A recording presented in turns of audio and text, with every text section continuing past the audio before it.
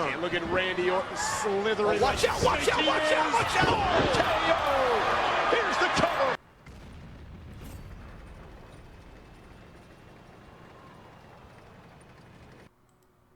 Hey, what's up guys, and we're back here today with a video, like I said yesterday, in the Obj.140. So I have two games for you here today. I know it's been a while, but I'm actually back at work this week starting, so expect uploads to be a little more, not sporadic, but a little more spread out, I suppose. But yeah, so we have a tank that really hasn't been on my channel since probably before I started doing commentary, honestly. And that's just probably down to not me not liking the tank, but me just getting kind of bored with the Russian mediums after so long. Especially the 320 Alpha ones. They're all really pretty good tanks. Obj.140 and T62 are really good. 430 is still decent. I like it. K91 is just, yeah, well, non-existent, along with the 907, who definitely drastically need buffs. But this and the T62 are always, like, at least as long as I've played this game, and these have been like the great debate of which one to go for first. And I prefer the 140 just because I prefer the extra flexibility it offers between the improved speed and a little bit of extra gun depression it has in the trade-off for a little less armor in terms of T62. They have similar hull armor, but T62's turret is pretty much godlike hull down, versus this one has the weak roof on it that can be overmatched by a lot of tanks. So you kind of got to keep that in perspective. But overall, I still like this one just because I like the more flexible control of the 140. Just between those aspects of it. But like I said, I just kind of grew bored of them as we're on Razanai here. It's not that they're bad tanks, not so whatsoever. It's just, I think after a while, the gameplay of them got kind of old. And a little stale, I guess. Plus, it sounds kind of bad, maybe a little too easy. Not usually one to say that, but these tanks, I never found that too much of a challenge to do well in. As we bounce off, you know, light tank tracks, OP. Both these games are kind of interesting to a certain extent because I really don't move from one spot for a majority of the game. I generally like this position on Razanai because it gives me shots over to the left, but they're on the hillside over there.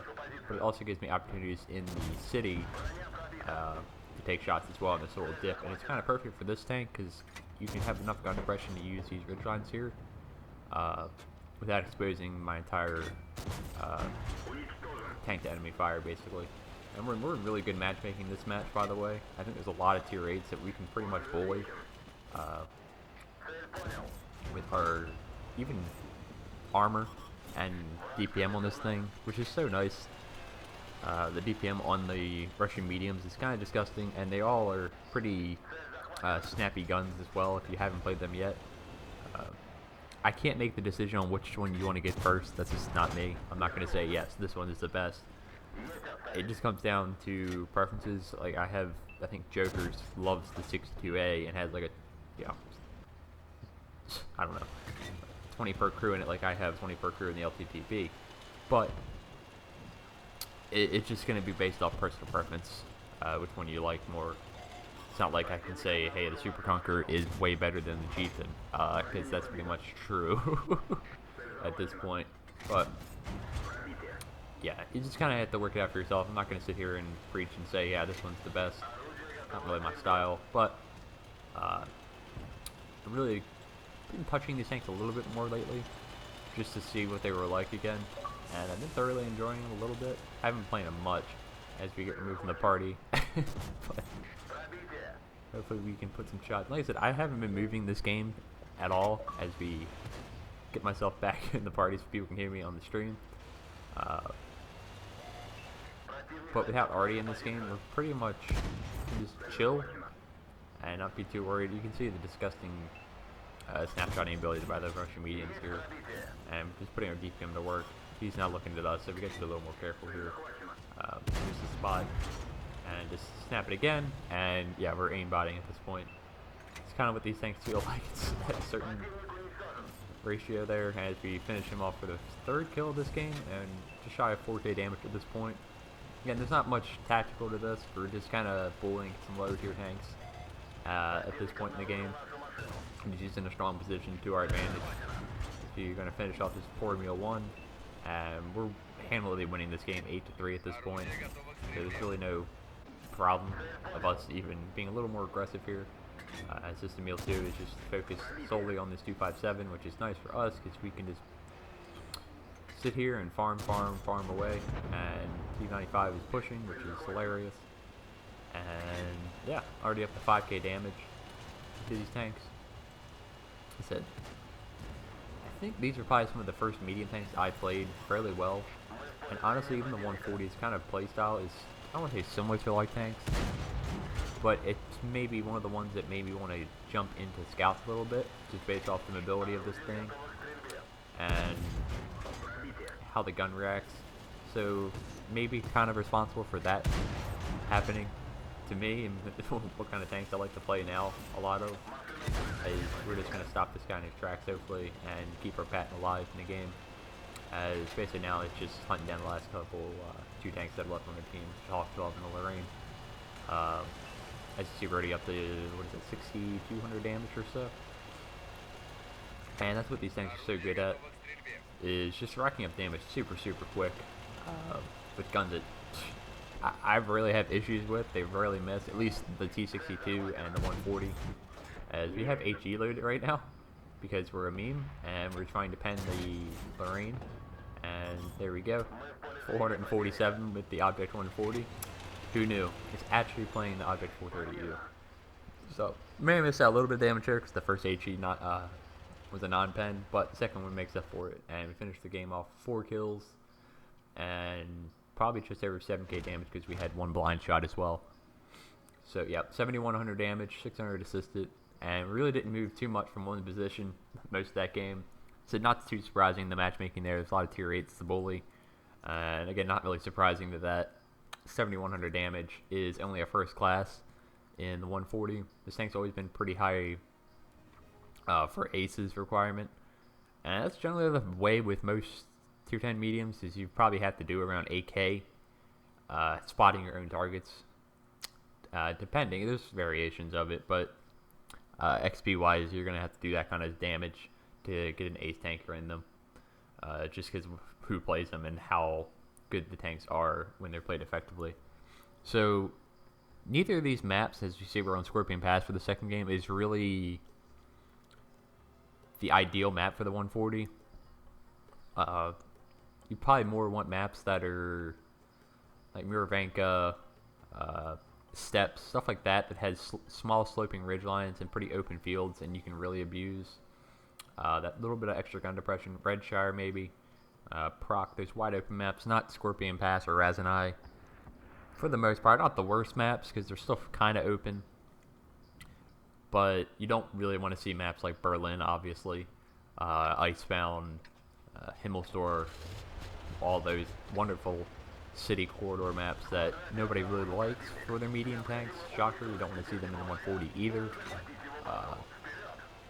Just kind of the way of the land here.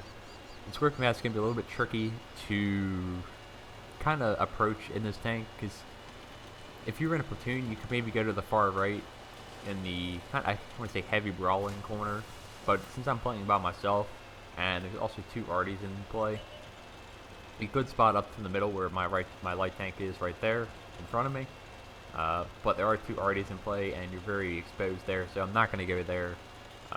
Instead, I'm going to go up to this kind of perch, which can be very hit or miss depending on how their team kind of deploys. This scenario, this game, it's going to hit.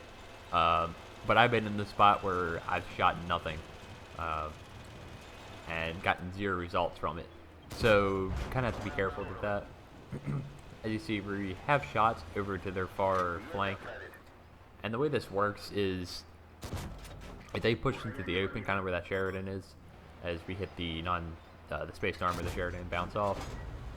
But if they basically are pushing along that ridge line, you can get very easy shots, and this Patton is also annoying us, so we're going to put a 1 into his drive wheel. And if he doesn't have a repair kit, we can keep him auto track or perma-tracked, which is something really nice about this tank. Fortunately, that one doesn't actually track him again. And in this position, you're fairly safe from Odie. I think I've been in here a couple times, but it's kind of rare. You have to kind of keep aware of keeping this rock between you and the hill over here too, because you can get shot occasionally from that position, but it also gives you shots up onto that hill as well that you can take advantage of. But you have to be kind of aware of where your tank is and if they have shots on you or not. As you see from this E100, this is what I mean. You can farm really easily if they push out in the open like this. But if they go down further on the left side of that E100, you really don't have shots. So you gotta kind of, it's very hit or miss with this position. So, and you're at about 400 meters, so sometimes they'll spot you, sometimes they won't. It kind of depends. It just kind of varies on what tank you're in, what tank they're in, how good their crews are, whether they're going to be able to spot you up or not. And you can also get some kind of cheeky shots down to the left if you're brave enough, or, you know, like that machine. You can also kind of spot their campers. We spotted their Death Star in the back over there earlier. But you really don't have shots on them too easily. So you're kind of going to be sort of helpful with that, but really it's not too helpful in terms of spotting them in the back as well. So this position, like I said, kind of hit or miss, but it's good to know about if you're playing maybe solo or something like that. So it's going to work out this game for us. Now we have just being aware of this Jaeger that is on the other side. We got the heat rounds loaded on the 140, which are pretty good. As this Jaeger is bombing it off the hill like a mad lad, I guess.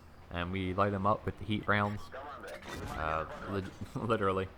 That one misses because it's just kind of difficult to hit him as he's flying down a cliffside. Not something I'd ever say, or think I would say, about a Jaeger, but apparently it is the case. And we're going to put one more into him before he's going to get behind some cover. And we've already racked up 3k damage and about 1,000 assisted from this spot. That's it. I haven't moved for 4 minutes basically. So just kind of keeping your head on the swivel and playing it based off of where they're pushing and where in relation to you and your teammates. And sometimes people even just ignore you. I don't know if they just don't know that you have shots here, or they just don't care. I don't know. But like the T-49 and a bunch of their tanks, they just push in, and then you just have easy DPM shots on these guys, like that Super Conqueror. And controlling this ridgeline can be pretty important too in later games on Scorpion Pass for spotting, and just having a pretty strong position that the enemy team can't really come up and over against. Something funny about this game though was this actually was my second good game in a row. You're not seeing the other one, which was in the 430. Immediately before this game, I think I had a game. I can't remember the map. I'll totally butcher it, but it's some bumpy snow map. I can't remember. Namahan, I think it is. And I think I ended up doing like 800 damage in the 430, and then died stupidly. So I don't have that one recorded. It's based off of storage space, but this was a nice redemption game right after that. Like, literally it was heartbroken. It's like heartbreaker, like, oh man, we just lost that game. Could have been probably 10k damage game, because there was like full health mouse and E100 left, and then I got like snapshotted by their E100 while I was uphill, and he hit me, and I guess it just somehow went through. So got a little bit unlucky in that game, but this was a nice little bit of redemption right after that one, which is always nice to have, I guess. And now we just have to play a little careful. My team's still in the low ground here, which isn't fantastic against the Death Star in a Conway. So they're kind of like gonna hopefully attract most of their attention. At least that's my kind of goal. As we spot the Death Star, but unfortunately it's kind of the worst case scenario. We spot him, he spots us, but nobody actually does any damage to each other, and now the giant boomstick is coming for me, which is not ideal. I don't really want to play chicken with the Death Star. That doesn't end well. most of the time. So still a good amount of hit points to farm on him. So we're gonna try to again just reposition, fall back a little bit. Our team's not pushing too aggressively so far, so it's a Death Star. I'm not too surprised.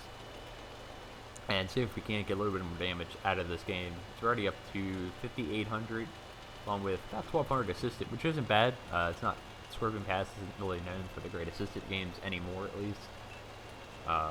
There was a variant of this map that used to get some ridiculous results in. I think it was Assault, but that's kind of gone now, or at least the current setup doesn't allow it. So now here I'm just aiming for the fuel tanks on the Death Star on the 215B chassis. I know right where they're at. And he's turning for me, so I'm just going to duck behind some cover and not give him that opportunity. And again, we're just going for that fuel tank. See if we can't do a little bit of module damage to finish this game off with. See if we hit them. And this is something you can always do to get better, is learning where everything's at. I generally know where most kind of stuff like that is at this point in the game. So it's kind of helpful to know, as we put one HE round into the bat chat already, but unfortunately it doesn't pen, but our second one does, and we take him out for our 4th kill of the game, pushing us up to 7,700 damage. So again, 2 back-to-back, like 7,500 damage games I had in this session, which is ridiculous. So yeah, I like these tanks. I should play them more. As you see, yeah, 7,700 damage, 1,600 base XP, 4 kills, and that's about what it's going to take for an ace in the 140. Not bullying, just tier 8 tanks. So, yeah, fun little tank to play. I got to get into it more. And, yeah, hope you guys enjoyed. Try to keep the content coming as best I can. And, yeah, I will catch you guys next time. See ya. Peace.